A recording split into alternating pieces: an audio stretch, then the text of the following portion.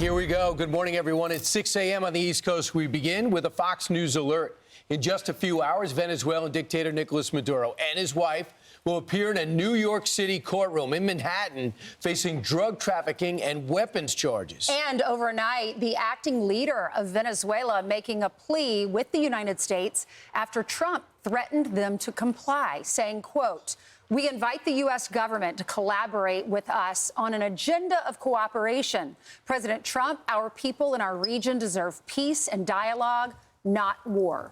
Eric Shawn is live outside the courthouse where Maduro will soon be arraigned with the latest. Good morning, Eric. Good morning, Lawrence. Well, you know, this courthouse here in Lower Manhattan has seen lots of weapons and drug defendants in the past, but none like Nicolás Maduro, the former president of Venezuela, who will be arraigned here in court at noontime today. Maduro, as you know, captured in that daring raid ordered by President Trump, is set to face charges that he ran a multi-billion-dollar drug operation with the Sinaloa and Zeta cartels and others that flooded our country with hundreds of tons of cocaine over 2 decades.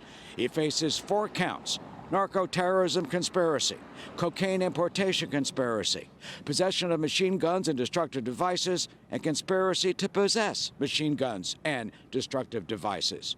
His wife, Celia, who was also captured and is in U.S. custody, faces similar charges, as does their son, Nicholas, and other government officials who are also charged.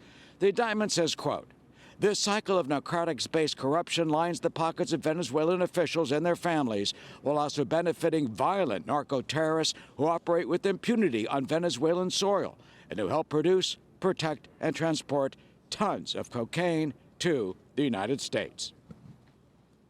We're just going to go through a slog of a trial. The judge is very respected, Judge Hellerstein. He's a highly respected judge. We'll see how we do. The case it's infallible.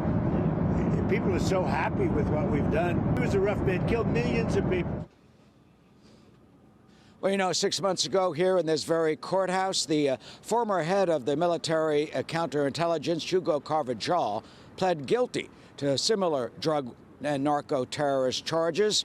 If indeed there is a trial of Nicolás Maduro, you can bet that Carvajal will be the star witness. But first, we'll have the arraignment today in about 6 hours. At that point, he'll be asked whether he pleads guilty or not guilty. They'll decide whether or not they'll set bail. I guess you can bet that he will plead not guilty and that he won't get bail either. Brian, back to you. Yeah, I can pretty sure on that, Eric. Thanks so much. Another high-profile case in downtown New York City. He's got his wife, 69 years old, him, 63 years old, in solitary confinement in one of the most horrific lockups in the country. But let's take a look at how we got to where we're at today. First off, remember in August, this past August, the president says, hey, you know what? I'm going to send the CIA in. I'm going to find out what's going on the ground. And it was kind of unusual for him to announce that. Now we understand what they were doing. They were trying to find out a pattern of life, trying to see how everybody was moving, who was coordinating, what he liked to do, and getting an idea of what his situation, his sleeping headquarters, and how he was protected on a military base, and how they were going to set up a replica to go through some dry runs, some rehearsals. In October, Trump confirms, yeah, the CIA is working inside Venezuela. It kind of freaked them out a little bit. They began to understand that Trump means business. Other people trying to figure out what he was really up to. Well, at 10:46, we found out for sure. The president said the weather's good. We understand where Maduro's located. Let's do this operation. So he signs off and they go do it. What did the operation look like? Well, you got 150 aircraft. You have F-22s. You have F-35s. You have a myriad of drones. You also have everything coming off the Gerald R. Ford.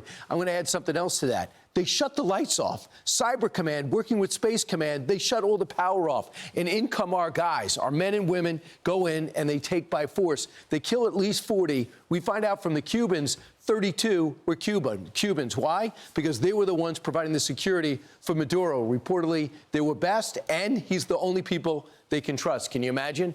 At 1 o'clock, U.S. forces arrive at the compound. They find the guy sleeping. He was trying to get to his safe room behind a steel door, wasn't able to get there. So they grabbed him in his pajamas, along with his wife.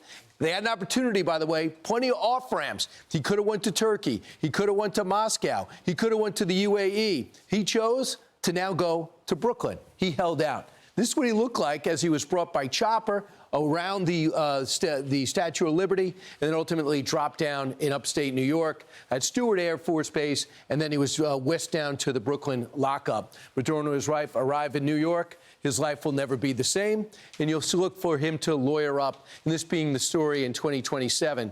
So now we're going to see Maduro, guys, in court, I guess with his wife possibly, but they had plenty of opportunities. He could have made this simple. He could have joined Eric Snowden over in Moscow or Assad over in Moscow. He chose not to. Yeah, the president warned him, get out or I'm coming in to get you, and he did in the dead of night. 150 aircraft. It's extraordinary, Lawrence, that not one American service member was killed, not a single piece of American equipment out of 150 aircraft were damaged or lost. I'm Steve Ducey. I'm Brian Kilmeade. And I'm Ainsley Earhart. And click here to subscribe to the Fox News YouTube page to catch our hottest interviews and most compelling analysis.